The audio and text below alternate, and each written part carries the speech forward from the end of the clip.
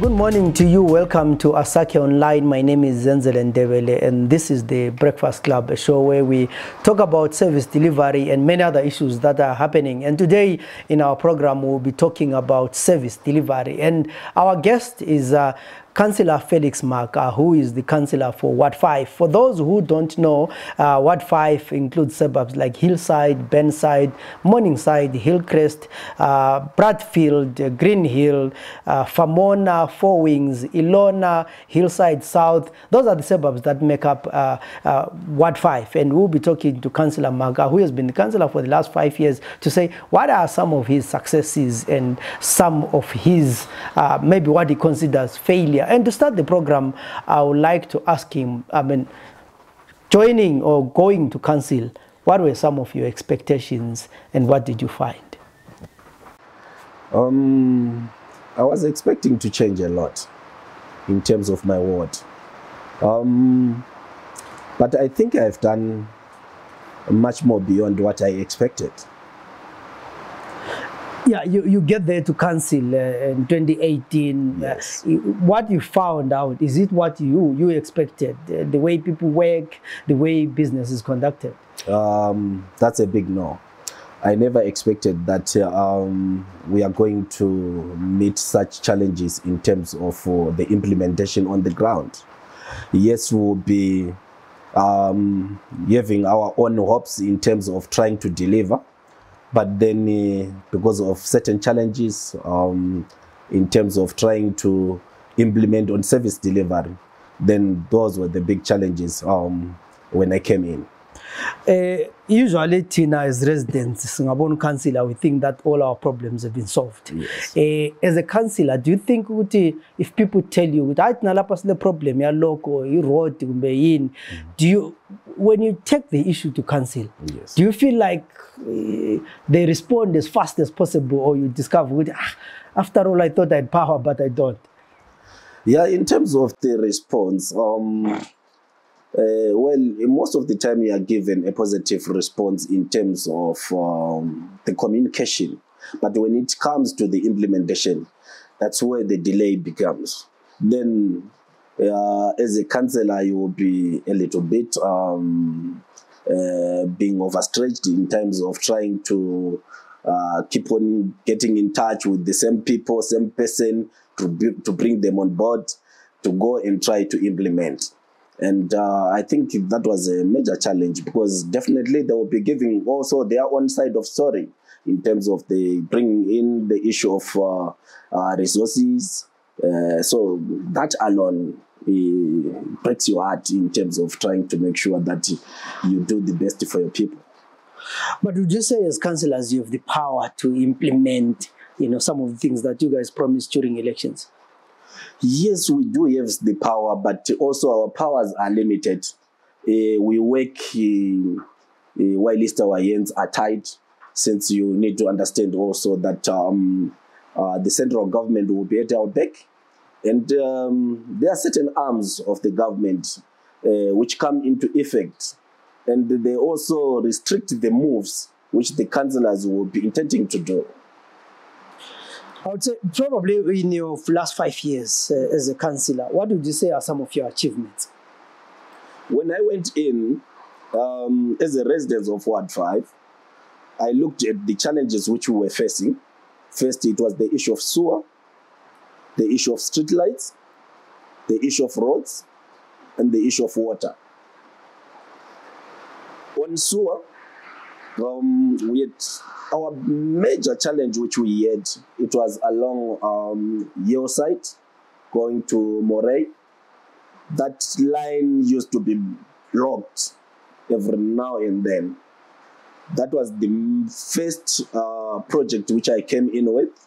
A tender was flighted and it was done over the board, and now everything is moving smoothly on that line. Then there was another line again in Morningside along Lena Coast. It was giving us the challenges, and the same thing happened. Luckily, that was after the COVID. We managed to bring on the contractor. He's been working on it. He's almost 95%. And the last project on sewer in my ward is on Igrinio. That's Gillsland going towards Trotbeck. I can say, for those who know, from the Morningside shops, that's where you get into Gillsland, going towards Trotbeck to Fun Church.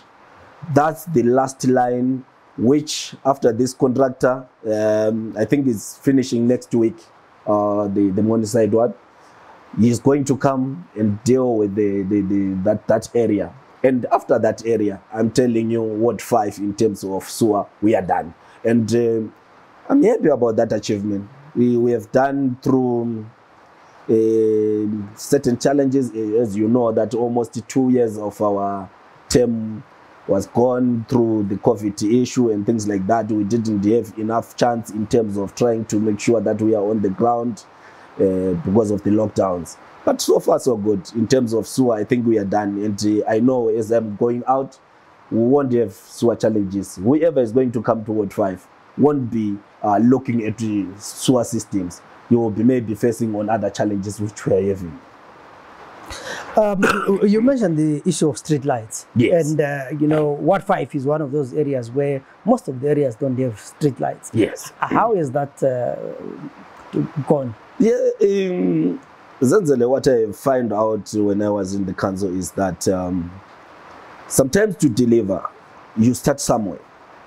And I realized in terms of street lights that I have to start from the budget itself.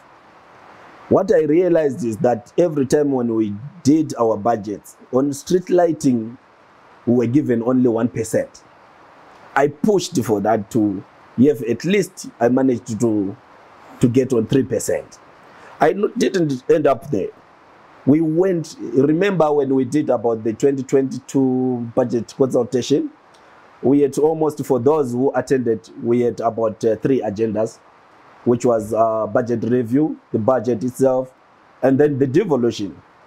And the issue of the devolution, I'm the one who brought it in, because after we had some meetings, said, no, I think the issue of devolution, people, the residents are supposed to decide on what the devolution has to be spent accordingly in our city. So let's make sure that we bring on devolution on the agenda, so that during the consultation, people can say whatever they feel devolution has to be utilized in Bulawayo. It was brought, but it was then, unfortunately, during the time, it was just around the COVID thing, people didn't actually concentrate on the budget itself because we were having challenges in terms of water. Instead of people contributing towards the issue of the budget, they were contributing towards the issue of the bills and the water. So that's when we went on to go and discuss about the issue of devolution, where I again advocated for another 5% to go towards street lighting, because I know the issue on my side, it's street lighting. Most of the lines were vandalized. So I wanted to make sure that in terms of street lights, we have enough resources. So apart from these two, I went on to my retention fund to boost again on street lighting. And it worked on Circular Drive from Benside Road going this side on my ward.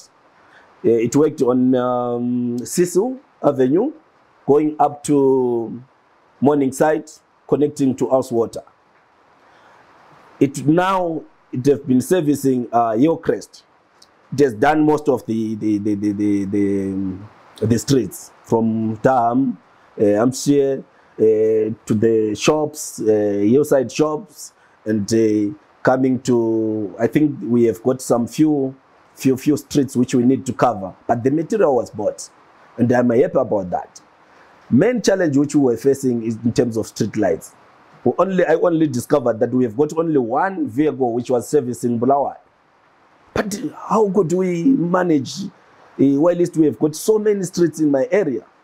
Well, I made effort to have a meeting with the PMU. Good guys from the PMU, they came aboard. So this PMU is the procurement department. Okay. Yes. to say, guys, can you try by all means at least on the issue? At first, I find out why all our vehicles are down. And when I got the explanation, that's when I came to the PMU to say, PMU, can you at least bring back 2 or 3 cars so that I can manage to make sure that my projects can move? Yes, 2 cars were brought in. That's when I managed to start doing the servicing of Hillcrest. But before I came in for Hillcrest, I said, guys, because I realized there was only one qualified person who was dealing with street lighting. And we advocated to say, no, guys, I think why can't you bring on our students from our recreational centers who are doing electricals so that they can be part of doing the practicals. And that was a very good initiative. They came aboard. And I said, let's start with main roads. Burnside Road. I think you are staying here in Hillside. You could easily see that Burnside Road, there were no lights at all. But now you can drive and you can see their lights along Burnside Road. We went to Matopos. Matopos, most of the lights ended at the trade fair. We stretched the whole Matopos, there is lighting. Yes, of course, currently there might be 1-2 bulbs which are going off. And I know they will be replaced since the vehicle is still in my ward. Went to Lancaster, those major roads. I said, please start with major roads so that we see that there is something happening in terms of street lights before we start just to jump around. And I emphasized on them to say, don't just get in my ward and pick whatever roads you feel like. It won't make a difference to me. I won't see what you are doing. Let's go maybe suburb by suburb, checking where we are having serious challenges so that you can attend to them. You know, we're talking about issues like that, which I think they're basic issues like street lights. Yes. You know, as a councillor who has been there for 5 years, yes. Do you think the city as a whole has a functional maintenance plan? In terms of street lighting, I think the challenge which we were having, we were concentrating on maybe we can say priorities as such. But to me, street lights, it's a priority in my ward on its own. The plan in terms of our council, they might have, but I don't think we have got enough human resources as well as the vehicles to boost the street lighting. I think the other disadvantage to my side was that I wasn't part of the engineering department, which deals a lot with such issues. I think if I was part of that, definitely that's whereby I was going to make sure that I push, because street lighting is under the engineering department, which will be looking into the issues of water, sewer, roads, things like that. But I think that department thought that street lighting is just maybe a drop into the ocean. Yeah. They have got main challenges which they have to face and look into. But I think we need to improve much in terms of having that department to be vibrant, in terms of making sure that our streets are lit. Now, you also, while you're talking about this, I was going to ask you about the fund retention or the ward retention fund, yes. which then you've explained that that's what you used in your street lighting. Yes, yes. Then also you mentioned the issue of bills, water bills. And people have been complaining that they receive a huge amount of water bills. Have you seen that in your ward? Yeah, before I came to that question, I think on our ward retention again, we have actually managed to acquire the permit for pothole patching. I think I will discuss that on roads. In terms of bills, yes, we had so many challenges, of course. Those challenges, it was maybe caused by the issue of estimations and things like that. I do have some meetings with my residents in terms of those issues so that the department can clarify to what is it that is maybe what are the challenges they are facing in terms of giving the actual bills to the residents. Yes, of course, we had those challenges, a few here and there. Then they were corrected at some time. But mostly I think it was because of those estimations. But after they stopped the estimations, I think in terms of my wards, I don't see many challenges a lot in terms of people coming forth with having those challenges. Our main challenge in Ward 5 are on rates. You need to understand that we have got bigger stains, which definitely affects us in terms of our rates. But we have been actually discussing a lot in terms of how we calculate our rates, and which I feel we need to do a lot in terms of trying to make sure that the rates are not being increased here and there, because definitely there is no need for that. And we need our people to understand that in terms of rates, even if you talk of US dollar, I think during the time when we were having those consultations, the residents are the ones who came up with the issue of the using of US dollar, so that they can do their budgeting well in terms of paying to the council. And I thought that was a best idea. And as councillors also, we tried to push for it. But then you understand that, as I have said, that we have got the central government at our back, which stopped everything. And we had also come up with some promotions to say, hey, let's come up with some promotions so that we encourage our residents to go and pay. And these are the challenges which we have been facing, that the central government will be saying, no, this is not in line with what we think is the best for the smart city, which you are doing that side.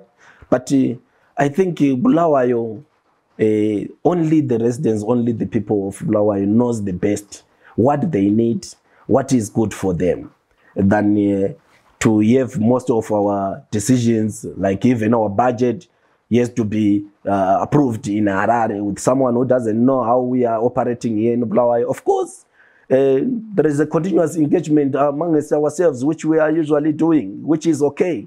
And I believe the decision which will come up from the people of Bulawayo is the best decision ever for the city. Yeah.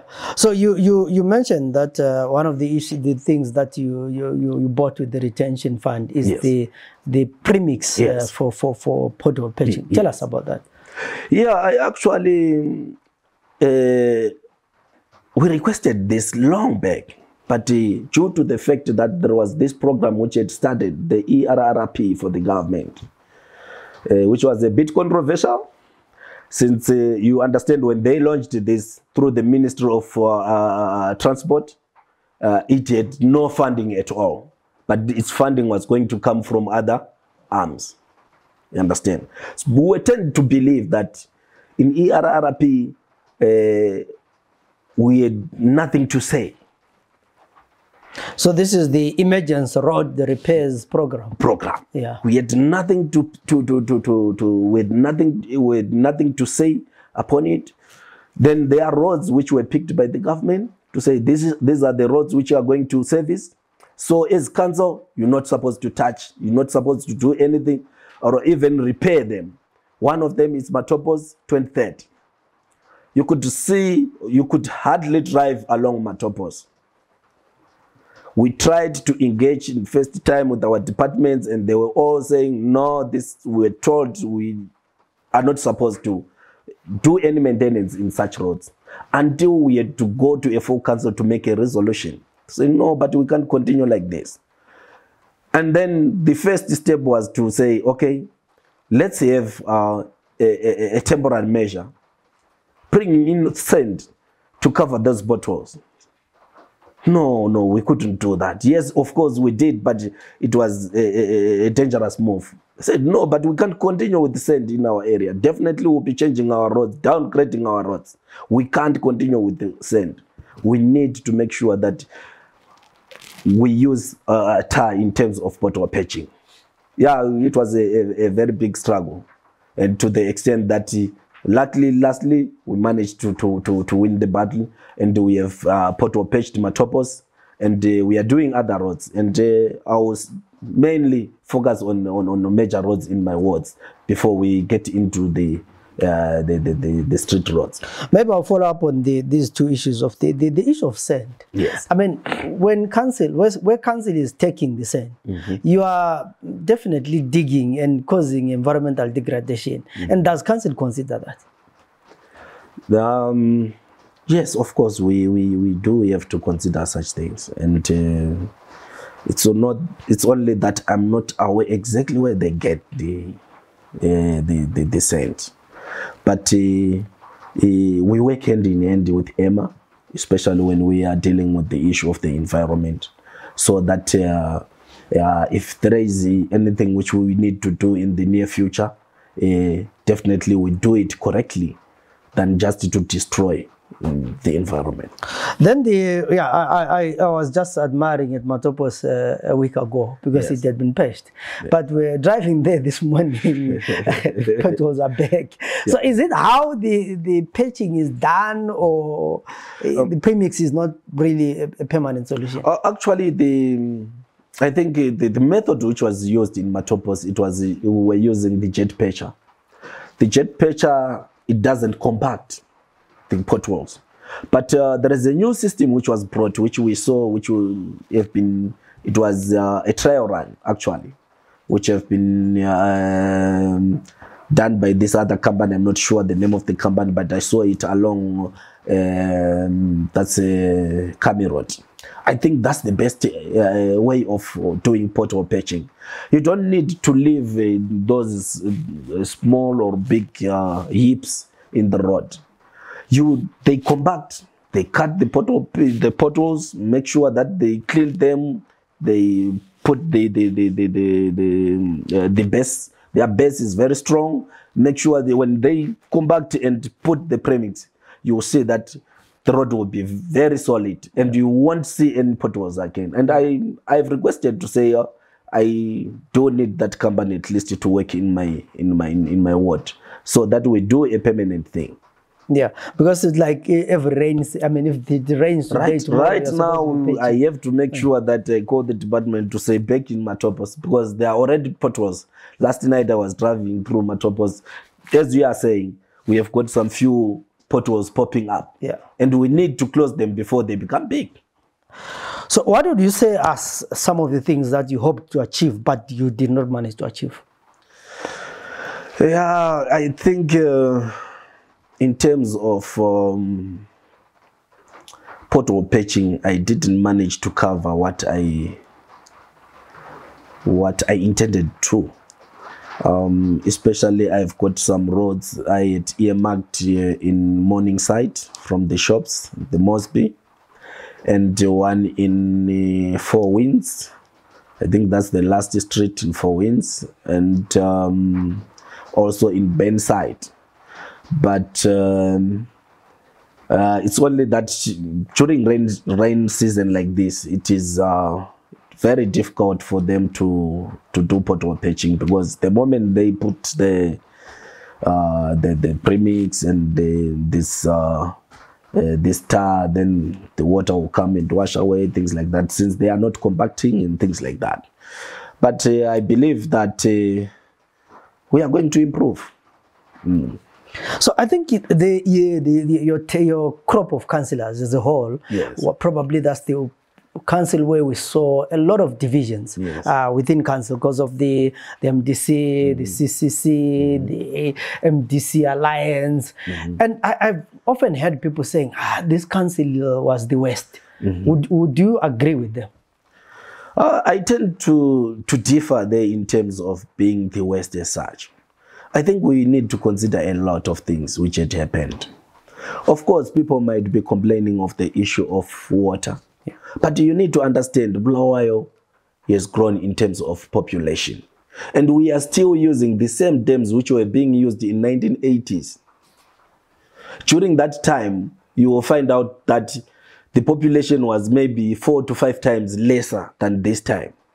Countrypark on its own, it used maybe it can cover the whole of Bulawayo during the time of 1980s. Right. We come to this time whereby we have been having challenges, economic challenges in terms of inflation. We worked in a difficult environment.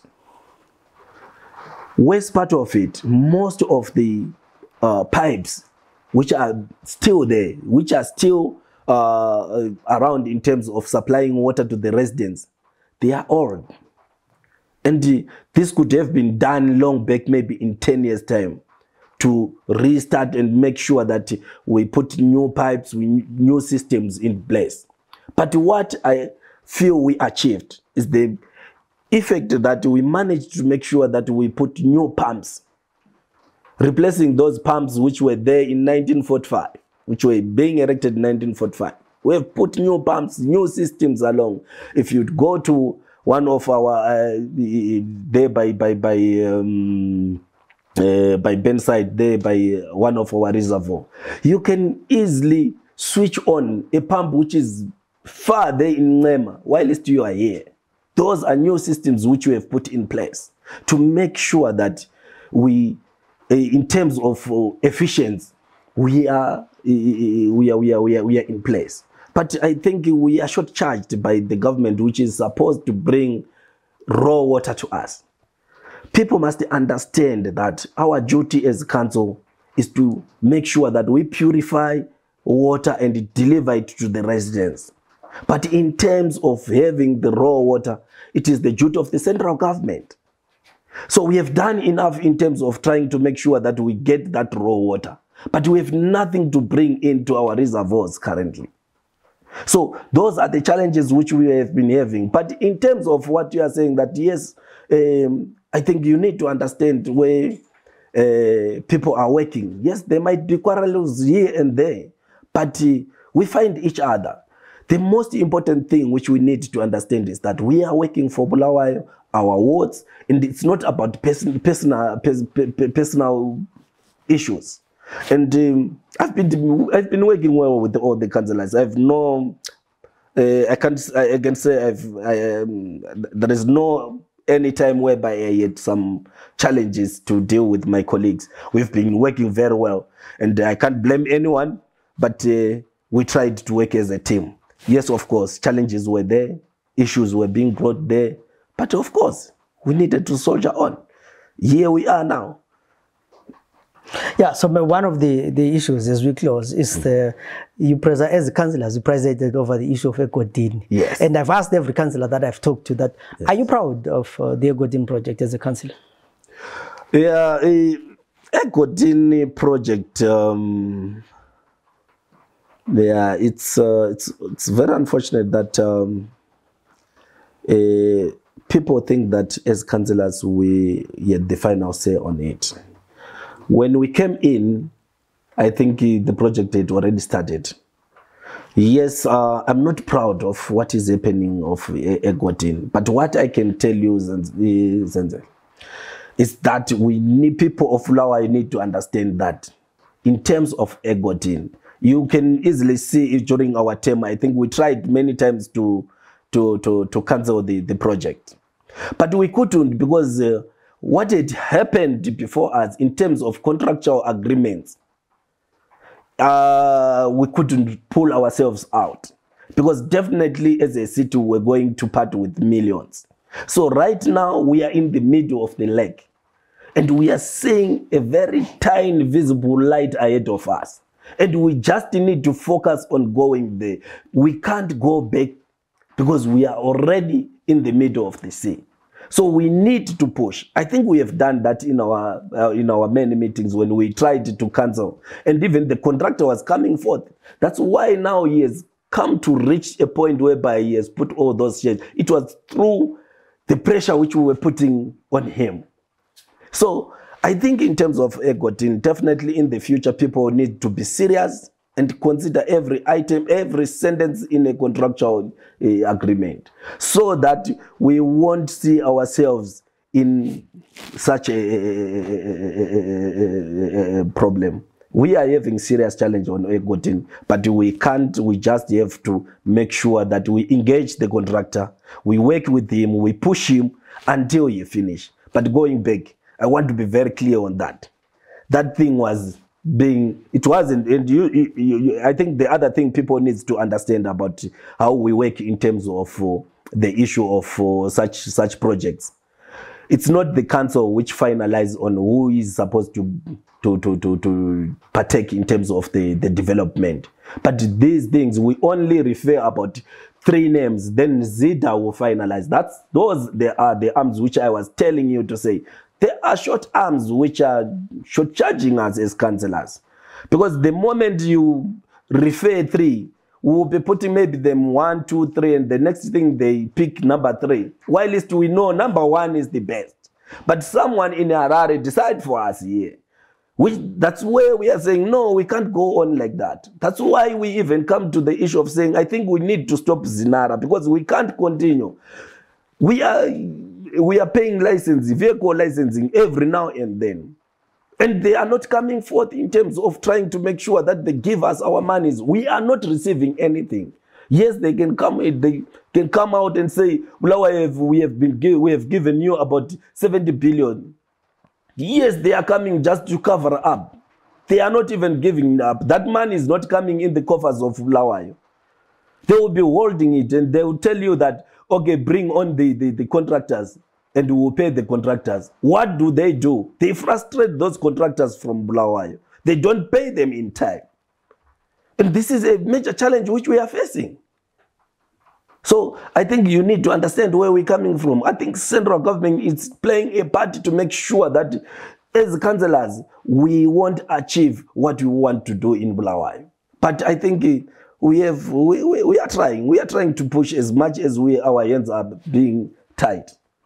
Yeah, I think you raised quite interesting issues there, that while people see council, they don't see the invisible hand behind. That is the one that controls the money when it comes to the road fund, when it comes to contracts, and when it comes to big projects that government and government arms need to approve. And at the end of the day, councillor did this, or councillor are not fixing roads. And you are making quite an important issue there. My last question to you is, there are elections this year. You've spent 5 years in council. Are you going to be seeking re-election? I'm yet to decide. I haven't gone through it, but I think since we have achieved a lot, I think it doesn't matter even if someone comes in. I think you will do the best. What we want is the best for our ward, the best for Bulawayo, and I hope whoever is going to come next, he's going to do the best for, he has got the heart for Bulawayo. We want such people to be in the council. It's not about myself, but it's about the people. Thanks very much. You know, it's always quite interesting to see young people who are saying, no, I mean, I've done my 5 years and I want to go. Yet we have MPs who are 75, 70, who still want to contest, having been an MP or in government since 1980, but they still want to go to the constituency. And you know, there is no single new idea that they're going to bring 42 years after having been in government. So the problem that we have in Zimbabwe sometimes is we have people who have overstayed in office, be they councillors, be they MPs, be they ministers, to say, I think we need, I mean, there are issues like being an MP, being a councillor, which have no term of office. But political parties need to agree that, comrades, if you do 2 terms as an MP or 3, also give each other a chance. What can a 75-year-old MP introduce? You know, because they've been there for 40 years and they've failed. So some of those issues these are the issues that we need to look at. Anyway, today in the program we're talking to Felix Mhaka, who is the councillor for Ward 5, and we've been talking about his term as a councillor, the challenges and the successes. My name is Zenzele Ndebele. Till we meet again in other programs, have a good day.